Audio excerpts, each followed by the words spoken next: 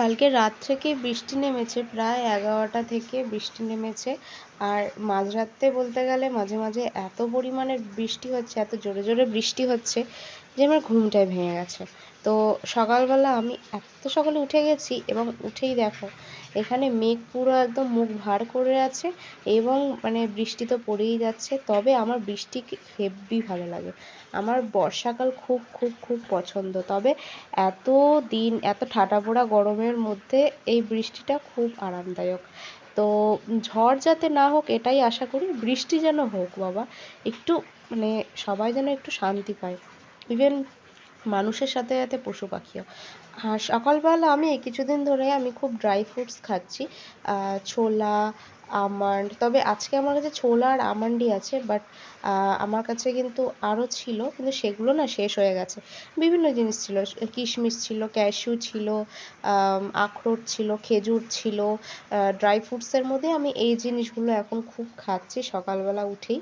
এবং কাঁচা ছোলা, কাঁচা ছোলা তার সাথেও থাকছে এবং থাকছে আমন্ড। ক্যাশিউও খাচ্ছি, কিশমিশও খাচ্ছি, অ্যান্ড খেজুরও খাচ্ছি। আমার ভয়েস করার পাশাপাশি তোমরা বৃষ্টির শব্দও শুনতে পাবে, বিকজ এখনও পর্যন্ত বৃষ্টি হচ্ছে। তো এই বৃষ্টিটা হোপলি আজকে সারাদিনই হবে যা খবরে শুনলাম।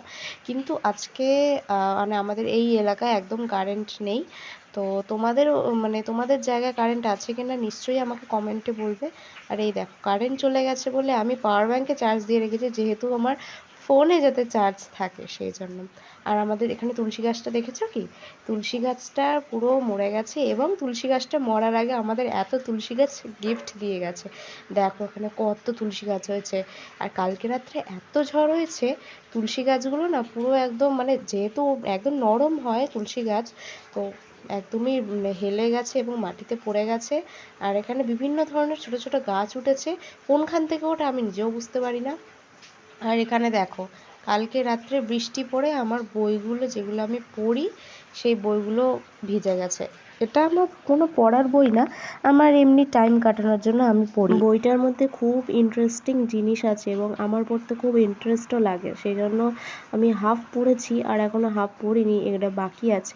তো আস্তে আস্তে শেষ হয়ে যাবে, যেহেতু এখন আমার স্কুলের গরমের ছুটি চলছে, তো আশা করি শেষ হয়ে যাবে। আর এই বইটা দেখছো, এই বইটা আমি অলরেডি শেষ করে ফেলেছি, কারণ গীতার মধ্যে না বিভিন্ন জিনিস, আনোখা জিনিস পেয়ে থাকি এবং খুব ভালোও লেগেছে আমার পড়ে। এবং অনেক কিছু এখান থেকে না জানা যায়, বিভিন্ন আধ্যাত্মিক ব্যাপারে অনেক কিছু জানা যায়। এবং এইটা দেখো, এটাও এতদিনে আমি কমপ্লিট করেছি। আর কিছুক্ষণ পর আমি এটাও পোস্ট করব, তো দেখতে থাকো।